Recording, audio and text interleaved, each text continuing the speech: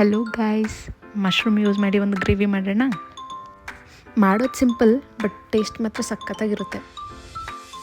ಚಪಾತಿ, ದೋಸೆ, ಅನ್ನ ಈ ಥರ ಯಾವುದ್ರ ಜೊತೆಲಿ ತಿಂದ್ರೂ ಸಖತ್ತಾಗಿರುತ್ತೆ. ಹೆಂಗೆ ಮಾಡೋದು ಅಂತ ನೋಡೋಣ ಬನ್ನಿ. ಫಸ್ಟ್ ಒಂದು ಪಾತ್ರೆಗೆ ವಾಶ್ ಮಾಡಿ ಕಟ್ ಮಾಡಿರೋ ಅಂಥ ಮಶ್ರೂಮ್ ಹಾಕ್ಕೋತಾ ಇದ್ದೀನಿ.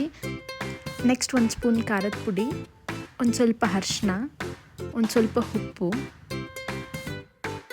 ಮತ್ತು ಒಂದು ಸ್ವಲ್ಪ ಕಸೂರಿ ಮೇಥಿ ಹಾಕಿ ಚೆನ್ನಾಗಿ ಮಿಕ್ಸ್ ಮಾಡಬೇಕು.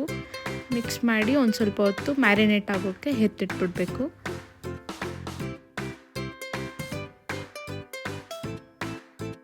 ನೆಕ್ಸ್ಟ್ ಮಸಾಲ ಫ್ರೈ ಮಾಡಿ ರುಬ್ಕೋಬೇಕು. ಪಾತ್ರೆಗೆ ಒಂದು 6 ಸ್ಪೂನ್ ಎಣ್ಣೆ ಹಾಕಿ ಅದಕ್ಕಾದ್ಮೇಲೆ ಈರುಳ್ಳಿ ಹಾಕ್ಕೋಬೇಕು. ನಾನಿಲ್ಲಿ 2 ಮೀಡಿಯಮ್ ಸೈಜ್ ಈರುಳ್ಳಿ ತೊಗೊಂಡಿದ್ದೀನಿ ಮತ್ತು 1 ಮೀಡಿಯಮ್ ಸೈಜ್ ಟೊಮೆಟೊ. ಅದ್ರ ಜೊತೆಗೆ 2 ಒಣಮೆಣ್ಸಿನ್ಕಾಯಿ, 1 ಹಸಿಮೆಣ್ಸಿನ್ಕಾಯಿ ತೊಗೊಂಡಿದ್ದೀನಿ. ಆಮೇಲೆ 8 ಬೆಳ್ಳುಳ್ಳಿ ಪೀಸು ಮತ್ತು 4 ಶುಂಠಿ ಪೀಸು. ಅದ್ರ ಜೊತೆಗೆ 10 ಗೋಡಂಬಿ ಹಾಕಿ ಚೆನ್ನಾಗಿ ಫ್ರೈ ಮಾಡ್ಕೋಬೇಕು.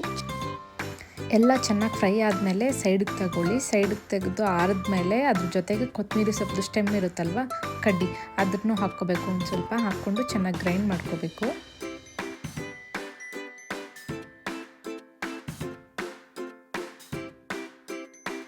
ನೆಕ್ಸ್ಟ್ ಫ್ರೈ ಮಾಡಿ ಆದಮೇಲೆ ಮಿಕ್ಕಿರೋ ಎಣ್ಣೆ ಜೊತೆಗೆ 1 ಸ್ಪೂನು ತುಪ್ಪ ಹಾಕ್ಕೋತಾ ಇದ್ದೀನಿ. ನೆಕ್ಸ್ಟ್ ಒಂದು ಸ್ವಲ್ಪ ಜೀರಿಗೆ, ಒಂದು ಸ್ವಲ್ಪ ಸೋಂಪು, 2 ಪೀಸ್ ಚಕ್ಕೆ, 1 ಲವಂಗ, ಒಂದು ಸ್ವಲ್ಪ ಕಸೂರಿ ಮೇಥಿ ಹಾಕಿ ಫ್ರೈ ಮಾಡ್ತಾಯಿದ್ದೀನಿ. ನೆಕ್ಸ್ಟ್ 2 ಮೀಡಿಯಮ್ ಸೈಜ್ ಈರುಳ್ಳಿ ತುಂಬ ತಿನ್ ಸ್ಲೈಸ್ ಮಾಡಿ ಹಾಕಿ ಫ್ರೈ ಮಾಡ್ತಾಯಿದ್ದೀನಿ.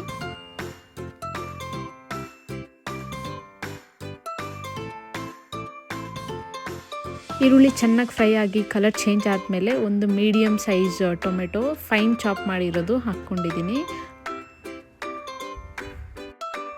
ಟೊಮೆಟೊ ಚೆನ್ನಾಗಿ ಫ್ರೈ ಆಗಿ ಆಯಿಲ್ ಸಪ್ರೇಟ್ ಆಗೋವಂಥ ಸ್ಟೇಜಲ್ಲಿ ಮ್ಯಾರಿನೇಟ್ ಮಾಡಿರೋ ಅಂಥ ಮಶ್ರೂಮ್ ಹಾಕ್ಕೋಬೇಕು. ಮಶ್ರೂಮ್ ಫ್ರೈ ಆಗ್ತಾ ಆಗ್ತಾ ನೀರು ಬಿಡುತ್ತೆ, ಅಲ್ಲಿವರೆಗೂ ಮಶ್ರೂಮ್ನ ಫ್ರೈ ಮಾಡ್ತಾನೆ ಇರಿ.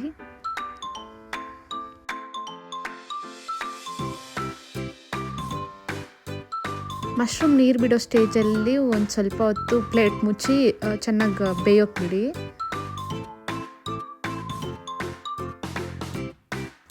ನೆಕ್ಸ್ಟ್ ಫ್ರೈ ಮಾಡಿ ಗ್ರೈಂಡ್ ಮಾಡಿರೋ ಅಂಥ ಮಸಾಲಾನ ಆ್ಯಡ್ ಮಾಡ್ಕೊಳ್ಳಿ.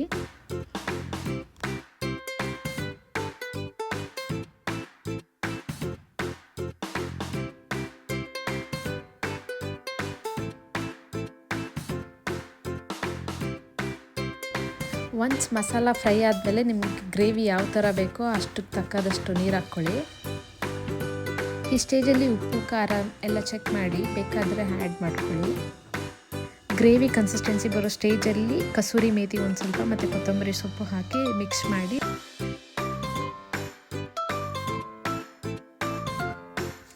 ಅಷ್ಟೇ, ಗ್ಯಾಸ್ ಆಫ್ ಮಾಡಿ. Mushroom gravy ready. ನೋಡಿದ್ರಲ್ಲ, ಸಿಂಪಲ್ಲಾಗಿ ಕಡಿಮೆ ಇಂಗ್ರೀಡಿಯೆಂಟ್ಸ್ ಯೂಸ್ ಮಾಡಿ ಯಾವುದೇ ಪ್ಯಾಕೆಟ್ ಮಸಾಲ ಆ್ಯಡ್ ಮಾಡದೆ ಮಾಡಿರೋವಂಥ ಗ್ರೇವಿ. ನೀವು ಒಂದು ಸಾರಿ ಟ್ರೈ ಮಾಡಿ ಟೇಸ್ಟ್ ಹೇಗಿತ್ತು ಅಂತ ಕಮೆಂಟ್ ಮಾಡಿ. Thanks for watching. ನೆಕ್ಸ್ಟ್ ವೀಡಿಯೋದಲ್ಲಿ ಸಿಗ್ತೀನಿ. ಅಂಟಿಲ್ ದೆನ್ ಬಾಯ್.